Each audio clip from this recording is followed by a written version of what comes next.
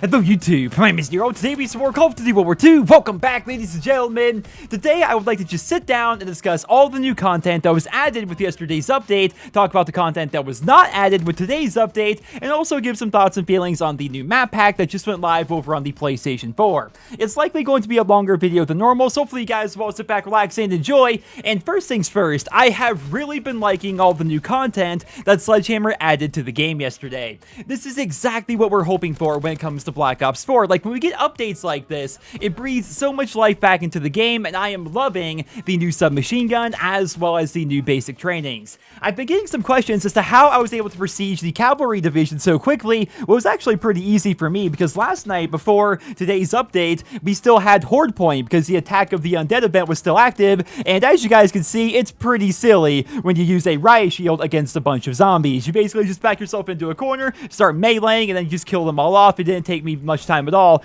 to prestige up my division, but for prestiging your Cavalry division, which is free, you get the new submachine gun, the ZK383, as well as the Specialist basic training. And I've got to tell you guys, my first unlocked Specialist, I was sort of skeptical as to how good it would be. Now, obviously, it was going to be powerful. You get extra perks, and once you get your Specialist bonus, you get every perk in the game. That's obviously very good, but it's important to remember that you were always one quick scope away, or one fire shotgun away, or one Master Prestige level 750 only using satchel charges away from losing all of those perks. And when you die while using Specialist, you don't really have anything to show for the streak that you just went on. So hypothetically, you go on a 10 kill streak while using Specialist.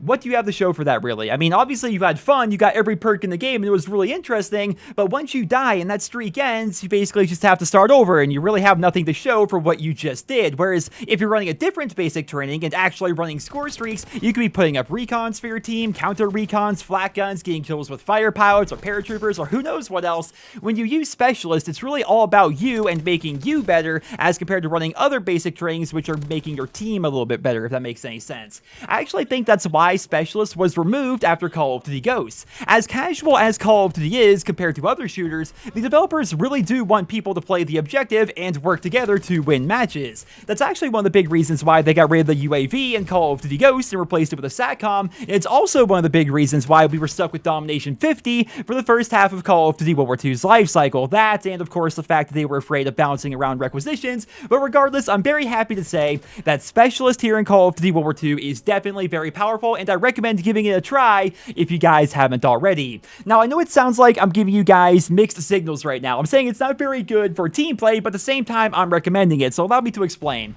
The reason why I like Specialist so much in this game is because of how easy it is to earn your Specialist bonus. All you need is 200 score to get each new perk, and once you get up to 800 score, you get the Specialist bonus, which gives you every perk in the game. If you're playing modes like Domination, Hardpoint, Kill Confirmed, and stuff like that, score comes super cheap. Therefore, it's very easy for even an average player to get their Specialist bonus. And when you have all of those perks at your disposal, you're going to be a better player, right? Obviously, it's good to put up recons and counter recons for your team, but if you're running every single perk in the game, chances are you are going to win more of your gunfights, you're going to survive longer than you otherwise would have, you're going to be able to play the objective better than you could otherwise. It can actually help out your team quite a bit, and not to mention, some of the perks you get with your Specialist is going to help your team as well. Like, for example, Espionage. I honestly forget that Espionage is even in this game. It was completely broken when World War II first came out, but then they nerfed it, and as a result, people don't run it that often because you can only have one basic training by default. But with Specialist, people can run Espionage again, which kind of replaces a UAV to an extent. Just all in all, Specialist is very good here in Call of Duty World War II, and I have really enjoyed my time with it,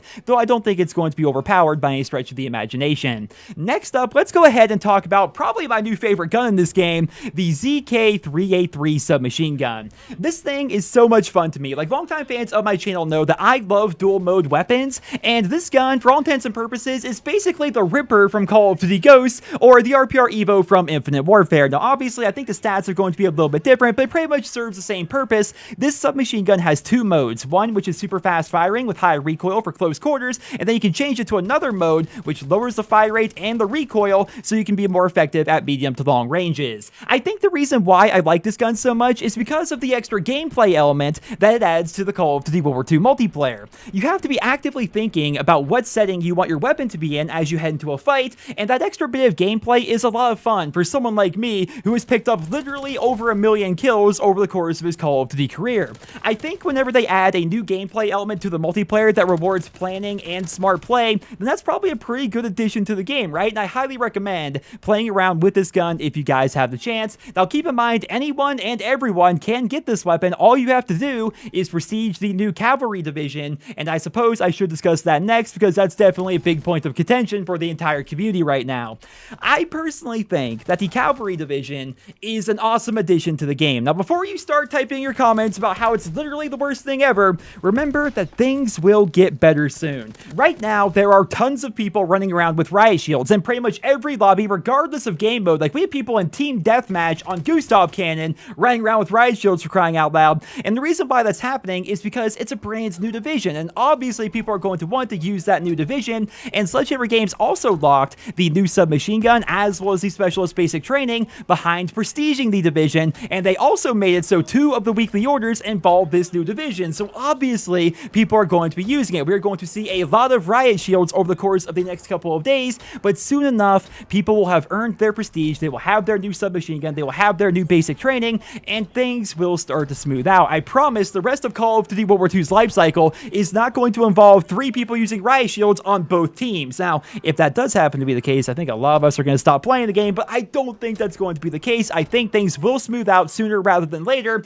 and I really do think this new division is pretty good because it does reward objective play. And keep in mind, you guys can use the Wanderlust basic training to be able to run around with random weapons while using the Cavalry division, which is something I don't see a lot of people utilizing. Another thing I don't see people talking about is the fact that you can equip literally any primary weapon as your secondary. So for all intents and purposes, you can just use this division, run around with whatever gun you want, and have the shield protecting your back. The Cavalry division is a lot deeper and a lot more intricate than I think a lot of people give credit, and I would like to give a big thank you to Sledgehammer for not only adding this to the game for free, but also giving us 3 new basic trainings and a new submachine gun. These kinds of updates are exactly what the Call of Duty franchise needs right now, and Sledgehammer, to their credit, they've been doing this pretty much the entirety of the Call of Duty World War II life cycle. We've had so many events, so many updates, so many overhauls, and I really like that. With Treyarch still being under fire about the Black Ops Pass, it's great to see Sledgehammer still adding free content to the game, even though Black Ops 4 is like 4 months away at this point. Like, at this point in the year, most of the time, the Call of Duty developers just simply check out and they just coast until the next game comes out. Sledgehammer isn't doing that, and I think they're worthy of praise as a result of that. Now, don't get me wrong, there are still plenty of issues with this game. I'm not trying to ignore those. We still have the Master Prestige rewards. We still have the fact that the DLC pistols have not been available whatsoever since the event they came out with. We still have issues regarding the DLC weapons being locked behind weekly contracts as compared to daily contracts. We still have a bunch of randomness when it comes to DLC weapons, as well as a bunch of other issues I'm not going to get into here because I've talked about them countless times here in the channel. I'm not trying to ignore that, but I'm just saying when good additions are made to the game, we should let the developers know that we appreciate them the same way that we voice our frustrations when bad things are added to the game, or in the case of Sledgehammer, when things aren't added to the game. But regardless, either way, I am very thankful for this update. I am enjoying all the new content, and I'm very happy to see that Sledgehammer is continuing to support this game despite the lower player count and the fact that Black Ops 4 is right around the corner. But moving away from that for a moment, I would like to discuss the content that was not added to the game today, because for those who don't know, with every new DLC, they typically give us a new event that adds a bunch of weapons to the game, among a bunch of other things. Some people thought that with them giving us this new submachine gun and this new division and these new basic trainings alongside the DLC, that we're not going to get an event of any kind, but I think we still are getting an event if we use history as an indicator. So who remembers back with DLC 2, they released the map pack, and then 1 week later they gave us the Blitzkrieg event, which gave us a bunch of weapons and a bunch of new game modes. I think the same thing is going to happen this time around, because we do know that we have a bunch of weapons sitting in the game files, we have a brand new division with no outfits for the division, and we also saw the Delisle rifle being used in the DLC 3 trailer. So I imagine a brand new event will be starting next week, though I would like to say,